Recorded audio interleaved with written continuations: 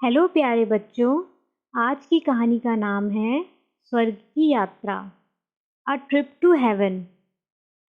बादशाह अकबर के वज़ीरों में से एक वज़ीर ऐसा भी था जो बीरबल से बहुत जला करता था। बीरबल की दौलत, शोहरत और उसकी प्रसिद्धि से वह बहुत जलता था। उसका नाम अब्दुल था। एक दिन उसने बीरबल से बदला लेने का और उसे रास्ते से हटाने का सोचा। इसके लिए उसने राजा के खास शाही नाई के साथ मिलकर एक षड्यंत्र रचा। बादशाह का नाई बादशाह के पास जाकर उनकी दाढ़ी और उनके बाल काटा करता था। एक दिन बादशाह अकबर ने अपने नाई को बुलाया ताकि वह अपनी दाढ़ी कटवा सके। नाई बादशाह अकबर की दाढ़ी काट रहा था कि तभी उसने बादशाह से कहा, जहाँपना, आप बहुत महान हैं। आपकी प्रसिद्धि सिर्फ और सिर्फ हिंदुस्तान में ही नहीं बल्कि पूरी दुनिया भर में है। आप सबके साथ इंसाफ करते हैं, लेकिन बादशाह अकबर ने उस नाई से कहा, लेकिन क्या? क्या बात है? बताओ ज़रा, हमसे कोई गलती हुई है क्या? या फिर हमने किसी के साथ अन्याय कर दिया? नाई ने बादशाह अकबर से कहा, नहीं नहीं, आपने ऐसा कुछ नहीं किया है। आप सबका ध्यान बहुत अच्छे से रखते हैं, लेकिन क्या आपने कभी अपने पूर्वजों के बारे में भी सोचा है? क्या आपने उनकी हालचाल जानने की कोशिश की है? बादशाह बोले, अच्छा, हम वैसे तो पूर्वजों की बात किया करते हैं और प्रार्थना में हम उन्हें याद भी करते हैं, लेकिन इससे ज़्यादा हम और कर भी क्या सकते हैं? वह तो अब स्वर्ग सिधार गए हैं। नाई ने चालाकी से बादशाह अकबर से कहा, जी हाँ, मैं जानता हूँ कि वे सब स्वर्ग में हैं, लेकिन आप स्वर्ग में भी तो किसी को भेजकर उनके हालचाल जान सकते हैं।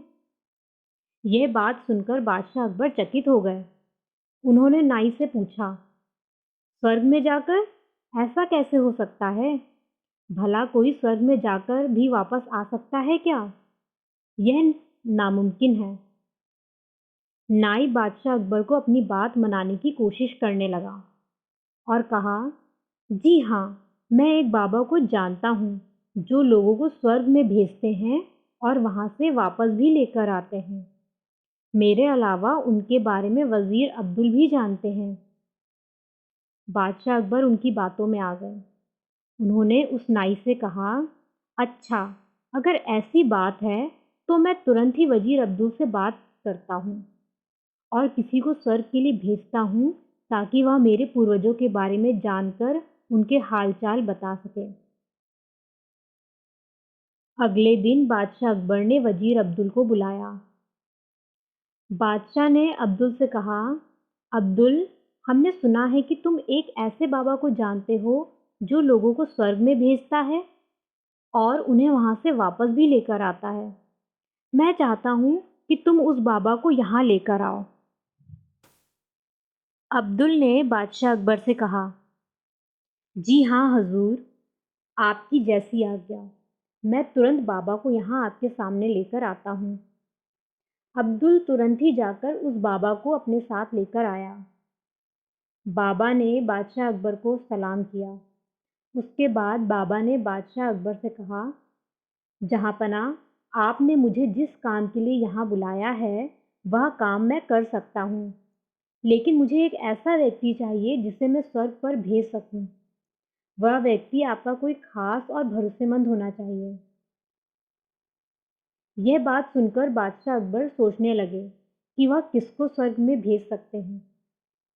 तभी अब्दुल ने कहा, बादशाह अकबर, बीरबल आपका खास है और आप सबसे ज़्यादा उस पर भरोसा करते हैं, तो क्यों ना आप उसे ही स्वर्ग के लिए भेज दें।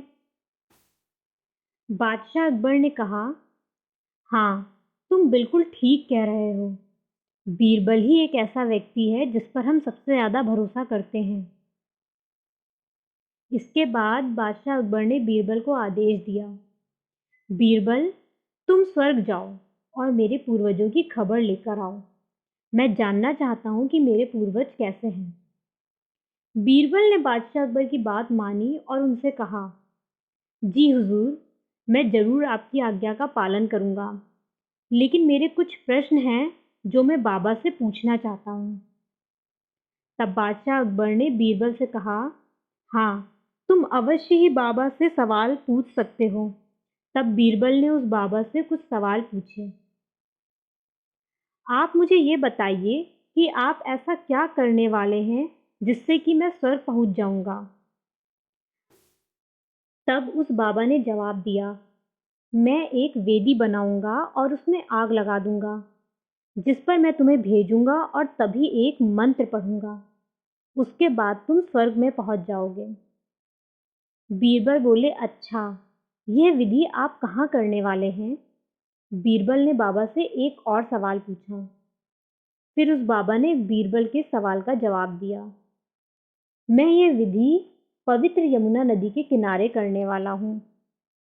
फिर उसके बाद उस बाबा ने बादशाह अकबर से कहा, बादशाह, आज तक मैंने बहुत सारे लोगों को स्वर्ग भेजा है, लेकिन बहुत से लोग ऐसे भी हैं जो स्वर्ग की जिंदगी देखकर वापस नहीं आए।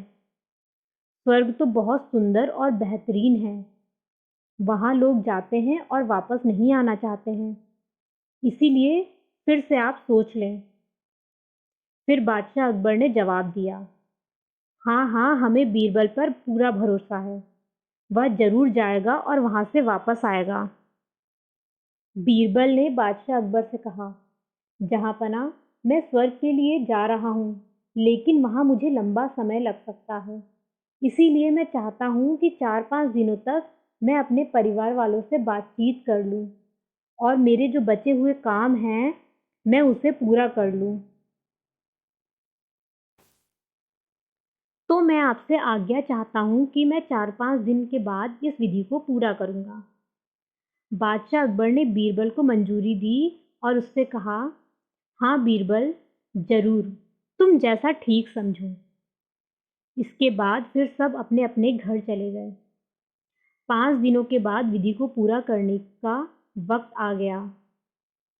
उस विधि के दौरान बादशाह अकबर और उनके सारे वजीर वहां मौजूद थे। बाबा ने वेदी पर आग लगाई और उसमें बीरबल को जाने को कहा। तभी उन्होंने एक मंत्र पढ़ा और बीरबल वहां से गायब हो गए। विधि पूरी हो जाने के बाद सब वहां से वापस चले गए, लेकिन बादशाह अकबर के मन में एक चिंता घर कर गई कि बीरबल कब वापस लौटेंगे। देखते देखते 2 महीने गुजर गए, लेकिन बीरबल नहीं लौटा। तब बादशाह अकबर ने बाबा को बुलाने का आदेश दिया। बादशाह अकबर के आदेश के बाद बाबा उसके सामने पधारे। बादशाह अकबर ने उनसे सवाल पूछा, 2 महीने हो चुके हैं लेकिन बीरबल अभी तक नहीं लौटा, आखिर क्या बात है? उस बाबा ने बादशाह से कहा, मैंने आपसे कहा था कि बहुत सारे लोग ऐसे भी होते हैं जो स्वर्ग की जिंदगी को छोड़कर वापस नहीं आते। तो शायद बीरबल भी स्वर्ग में ही रहने लगा होगा और वहां से वापस नहीं आना चाहता होगा। तभी अचानक पीछे से बीरबल सभा में आ गए। बीरबल की लंबी लंबी दाढ़ी और लंबे लंबे बाल थे। बादशाह अकबर ने बीरबल को देखकर कहा, बीरबल आओ, मैं तुम्हारी ही राह देख रहा था। तुम्हें देखकर मैं बहुत ही ज़्यादा खुश हूँ, लेकिन तुमने इतनी लंबी लंबी दाढ़ी और बाल क्यों रखे हैं?